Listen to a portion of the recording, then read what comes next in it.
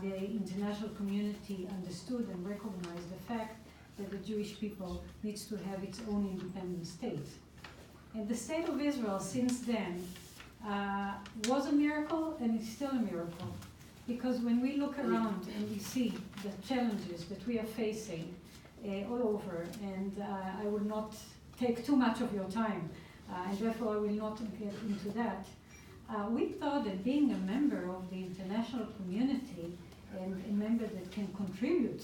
to the international community will really, after 70 years, not only embrace us into the international community, but will certainly see us as a real partner. Unfortunately, in Geneva, in the Human Rights Council, we see every year the discrimination against Israel, the bias against Israel, the fact that item 7 is still there, and that this item is encompassing more and more resolutions, reports, special sessions, and so forth.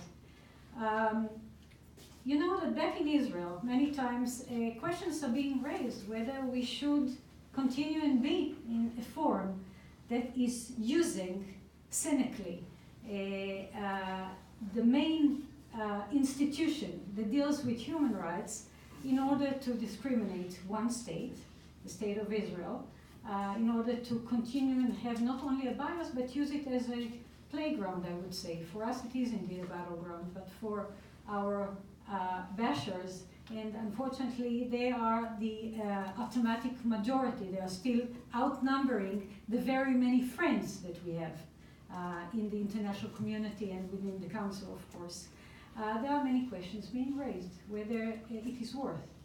And I think that the answer is that we are still here because we know that we have friends, because we trust that our friends will be the committed moral minority in order to stand and block this bias and this cynical use of this platform of the Council. And sometimes really we see a mockery of human rights. We hear many countries that are sitting around and giving statements, and just in the last very days, that are stating that this is not the place to intervene into a country's internal affairs, or this is not the place to do naming and shaming. And what is done to us, if not naming and shaming and beyond? This March session is one of the toughest, because we are going to hear what we have received last week, the preliminary report of the COI, the Commission on Inquiry on the Gaza events. It will be discussed in item 2 on Monday, and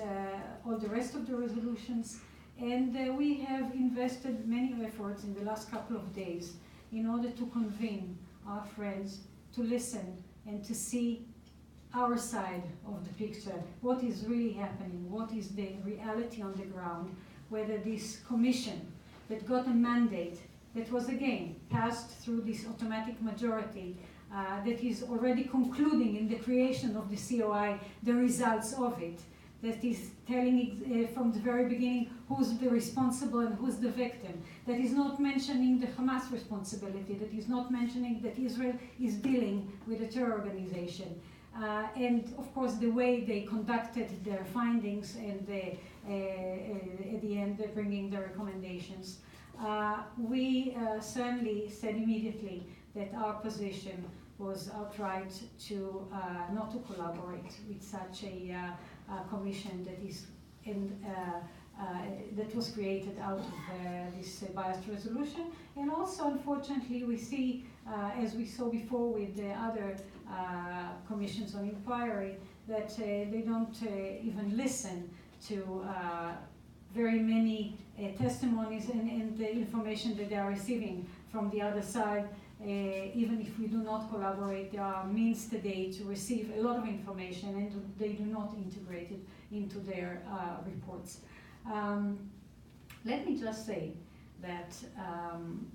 after this March session, we will need to look back and ask these crucial questions that I've raised again.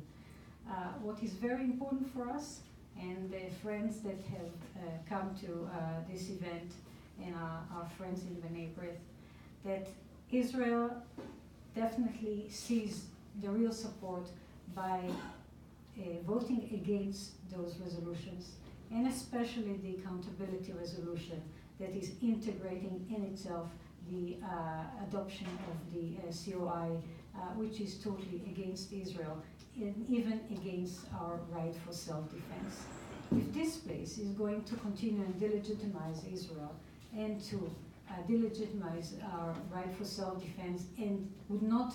see the reality on the ground, where a strong democratic country has its legal institutions and all institutions that are necessary in order to conduct, if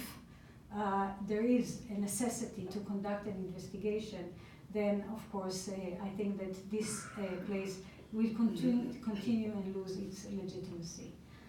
With that, I will say that for us Israelis, we always go along the pattern that pessimism is not an option.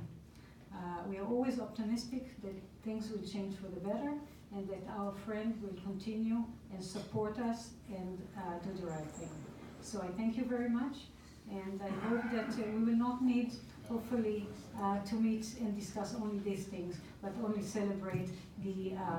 miracle of Israel, the contribution of Israel to the international community, and all the rest of the things that we aspire for. Thank you very much.